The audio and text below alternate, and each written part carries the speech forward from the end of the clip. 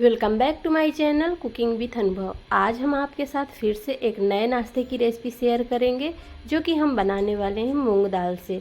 मूंग दाल का यह हल्का फुल्का नाश्ता आपको बहुत पसंद आने वाला है। इसको आप टिफ़िन बॉक्स में भी दे सकते हैं, छोटी मोटी भूख के लिए भी आप बना सकते हैं। जब भी कुछ हल्का फुल्का खाने का मन करे तो भी आप इस नाश्ते को बना सकते हैं। बहुत ही चटाकेदार यह नाश्ता बन के तैयार होता है। मेहमानों को भी आप इसको परोस सकते हैं। और वैसे भी मूंग दाल हमारे सेहत के लिए बहुत ही अच्छा होता है, ये बहुत ही हेल्दी होता है और कम तेल से बना के तैयार करेंगे।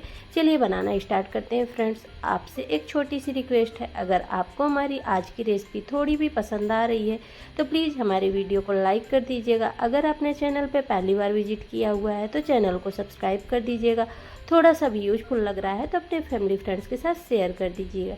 तो हमेशा की तरह हमने दाल को अच्छे से धुल लिया है। धुल के इसका सारा पानी हमने ड्रेन कर दिया है और फिर हमने यहाँ पे मिक्सर जार में इसको ऐड किया है। अब यहाँ पे हम डालेंगे एक हरी मिर्च और अदरक। हमेशा की तरह हमने फिर से आपको बताया कि यहाँ पे हमें तीखा बिल्कुल ज़्यादा नहीं रखना है, क्योंकि बच्चों के लिए अगर बनाते हैं तो फिर बच्चे ज़्यादा तीखा नहीं खा पाते। अब यहाँ पे हम कुछ मसाले ऐड करेंगे, जैसे कि यहाँ पे हम डालेंगे साबुत धनिया, काली मिर्च। बहुत ही कम स्पाइसेस के साथ हम इसको बनाने वाले हैं। हेल्दी मसालों के साथ हम इसको बनाएंगे। ऐसे मसाले भी इसमें नहीं जाएंगे जो हमारे सेहत के लिए बहुत ज़्यादा हानिकारक हो। यहाँ पे बिल्कुल हल्के फुल्के मसाले भी हम यहाँ पे डालेंगे, क्योंकि गर्मी का सीज़न चल रहा है। वैसे तो बारिश हो गई है, लेकिन फिर भी हल्के फुल्के ही मसाले यहाँ पे जाएंगे। 3 कली मैंने यहाँ पे लहसुन के लिए, आप लहसुन नहीं खाते हैं तो स्किप कर सकते हैं।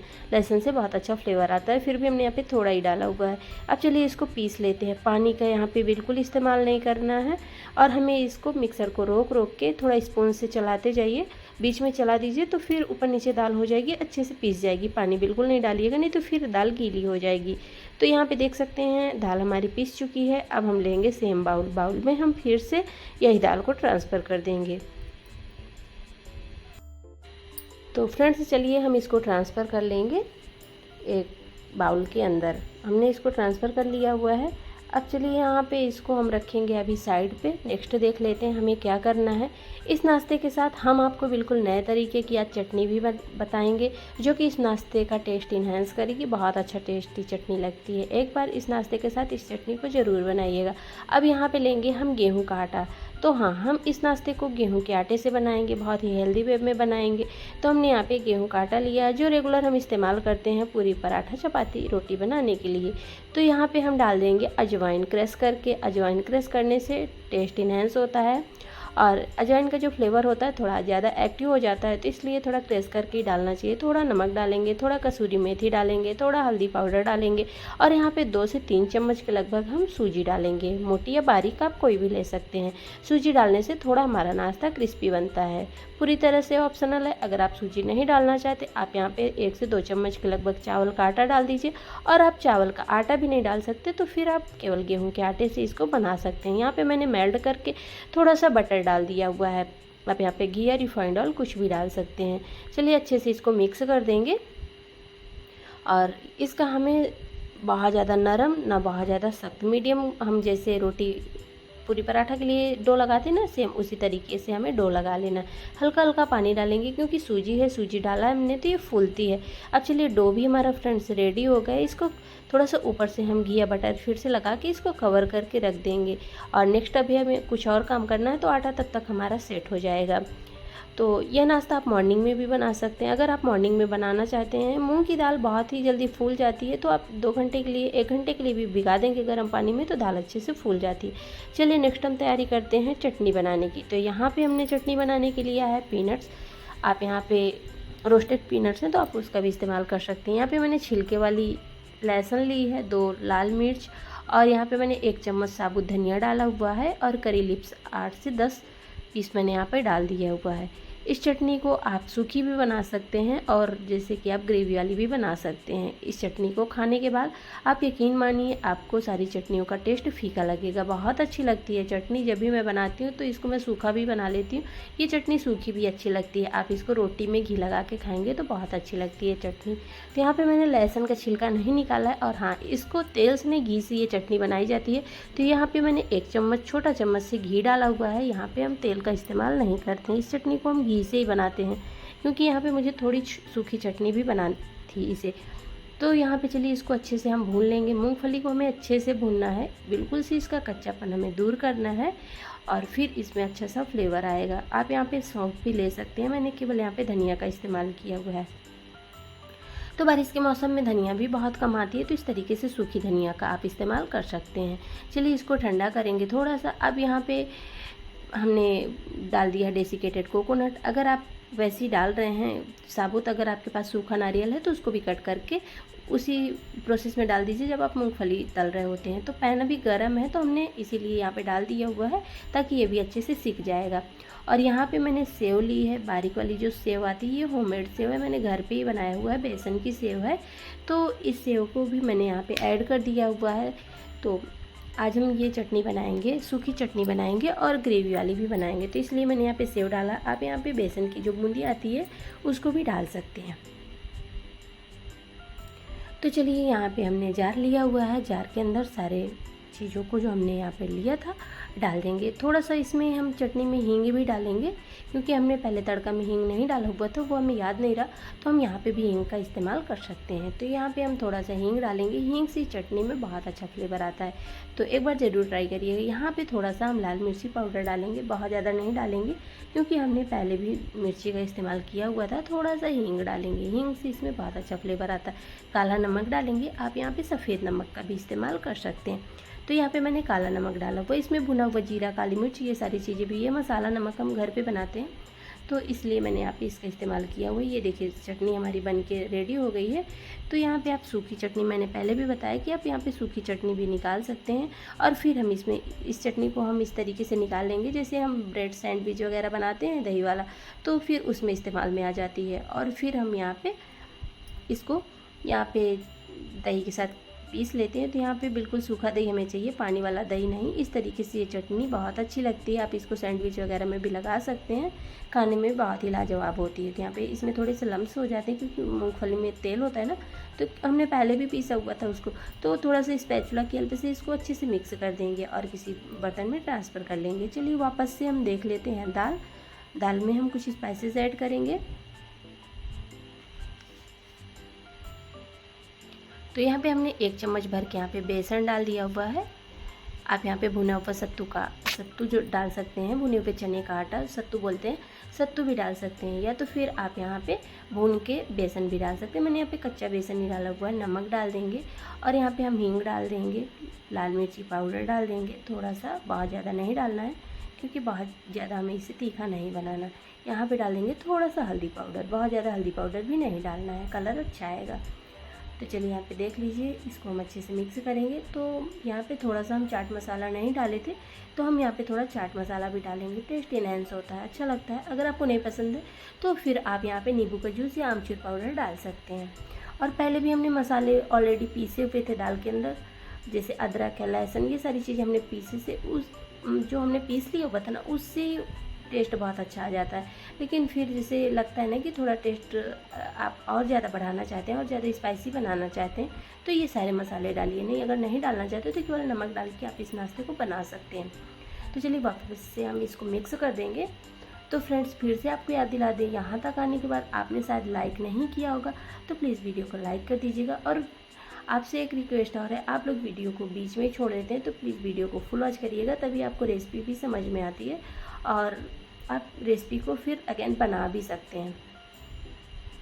तो यहाँ पे हम छोटे छोटे पेड़े बनाएंगे। जो हमने आटा लगाया हुआ था, आटा देखिए कितना सॉफ्ट हो चुका है, बहुत ज़्यादा। ये इसको हमें ना, तो हमने पहले भी बताया होता है, इसको मीडियम थिक रखना है। तो यहाँ पे देख सकते हैं हम इसके पेड़े को चिकना करके इस तरीके से बना लेंगे। तो फ्रेंड्स, आप हमारी रेसिपी को कहाँ से एंजॉय कर रहे हैं कमेंट बॉक्स में ज़रूर बताइएगा। हमें बहुत अच्छा लगता है आपके कमेंट को जब हम देखते हैं, तो हमें अच्छा लगता है कि आप हमारी रेसिपी को एंजॉय कर रहे हैं। तो यहाँ पे देखिए, और अगर आपके पास कसूरी मेथी नहीं है आटा में डालने के लिए, तो फिर आप बारीक कट करके धनिया या फिर करी पत्ता भी डाल सकते हैं। अब हमने रोटियों की तरह इसको बेल लिया हुआ है। इसकी थिकनेस मैंने आपको दिखाया जैसे हमारी रोटियां रहती हैं। बहुत ज़्यादा इसको पतला भी नहीं रखना, रोटियां तो हम पतली बनाते हैं, इसको थोड़ा सा थिक रखना है। और यहाँ पे जो हमने दाल पीसा हुआ था, दाल को इस तरीके से हम फैला देंगे रोटी के अंदर।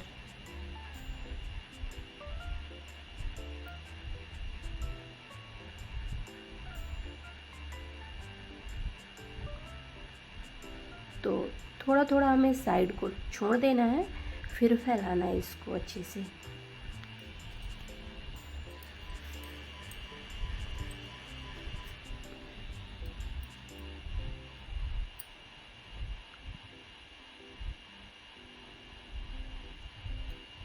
अब थोड़ा थोड़ा हम इसकी साइड को इस तरीके से फोल्ड करेंगे। तो वो ना क्लिप मिस हो गई थी, तो फिर मैंने वापस से आपको दिखाया कि हमें किस तरीके से इसे बनाना है। तो सेम प्रोसेस से हम दाल को पहले फैलाएंगे। तो नाश्ता जब मैंने पहली बार बनाया है, तो फिर नाश्ता अब क्लिप मिस हो गई, मैंने कैमरा ऑन नहीं किया हुआ था, तो फिर मैंने कहा कि दोबारा से ये प्रोसेस करके दिखा देते हैं, नहीं तो फिर नाश्ता आपको समझ में नहीं आएगा कि नाश्ता को हमने किस तरीके से फोल्ड किया हुआ है। तो इस तरीके से हमें दाल को फैलाना है, बहुत ज़्यादा मोटा नहीं रखना है, पतला लेयर में ही हमें दाल को फैला देना है। तो मूंग दाल का ये नाश्ता आपको बहुत पसंद आएगा। जब मैंने बनाया तो मेरे घर में ये सबको बहुत पसंद आया और सब ने कहा कि थोड़ा ज़्यादा क्वांटिटी में बनाना था। तो इस तरीके से जब आप बनाएंगे तो आपको भी ये बहुत पसंद आएगा। और सबसे ख़ास बात होती है कि ये कम तेल में बन के तैयार होता है, बहुत ज़्यादा इसके अंदर तेल नहीं लगता है, क्योंकि बहुत लोगों को पसंद नहीं होते इतने तेल मसाले। तो आप इसको अपने घर में, जैसे बहुत लोगों के घर में बुजुर्ग होते हैं तो वो बहुत ज़्यादा तेल मसाले नहीं खा पाते, तो फिर आप इस तरीके से बना सकते हैं। तो जिनके घर में होंगे बड़े बुजुर्ग उनको तो समझ में आता होगा, क्योंकि उनके घर में ये सारी चीज़ें होती होंगी। क्योंकि मेरे घर में होता है, मेरे घर में बहुत ज़्यादा तेल मसाले नहीं चलते हैं। अब मेरी रेसिपी में देखती हैं कि मैं बहुत ज़्यादा तेल मसालों का इस्तेमाल नहीं करती हूँ। तो नाश्ते को तो आप देख ही पा रहे होंगे कि हम बना किस तरीके से रहे हैं। तो हमने इसको रोल करने के बाद फोल्ड कर लिया हुआ था, बीच से थोड़ा कट लगाएंगे और तेज़ धार वाली हमें चाकू की यहाँ पे ज़रूरत पड़ेगी और इसको हल्के हाथ से थोड़ा सा बचाते हुए हमें इसमें कट लगाना है और फिर वापस से हमें इसकी लेयर को खोल देना है इस तरीके से।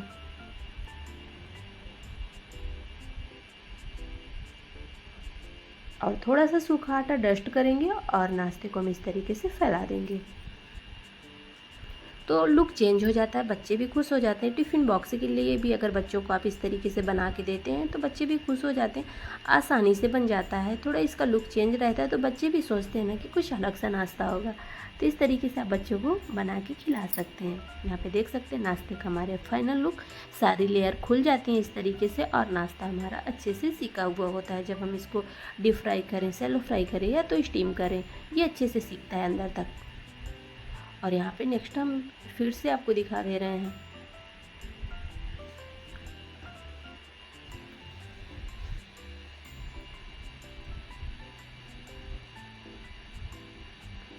तो इसी तरीके से हमें फैला देनी है दाल को।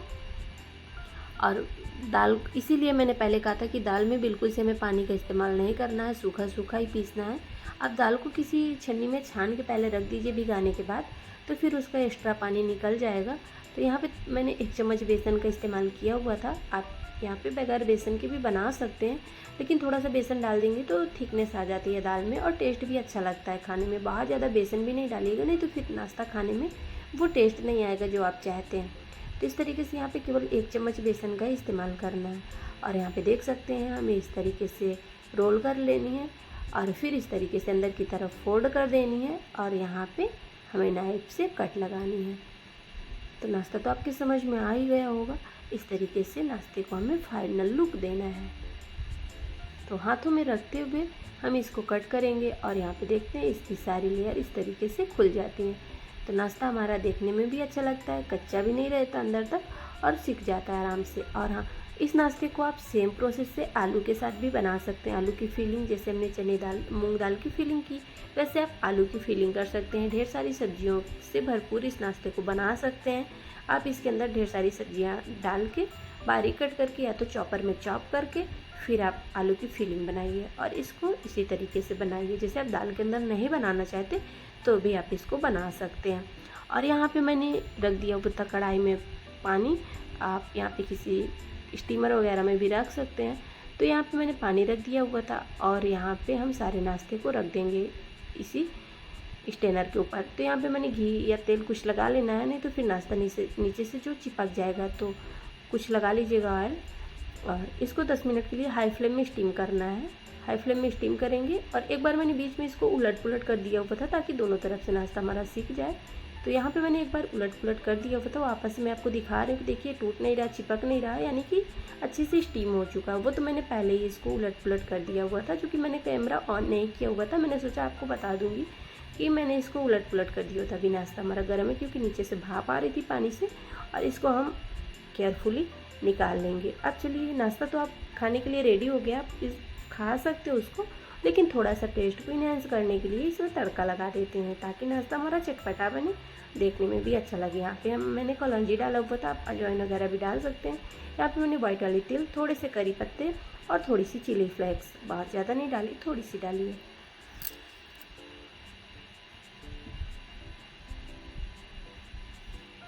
वैसे तो आप इस नाश्ते को केचप वगैरह के साथ भी दे सकते हैं, लेकिन इस तरीके से एक बार चटनी ज़रूर बनाइएगा, आपको बहुत पसंद आएगी ये चटनी। आप किसी भी नाश्ते के साथ भी इंजॉय कर सकते हैं। और चलिए, सारे नाश्ते को हम इस तरीके से सेक लेते हैं। तो सिर्फ 1 से 2 चम्मच तेल के अंदर आप इस नाश्ते को बना सकते हैं।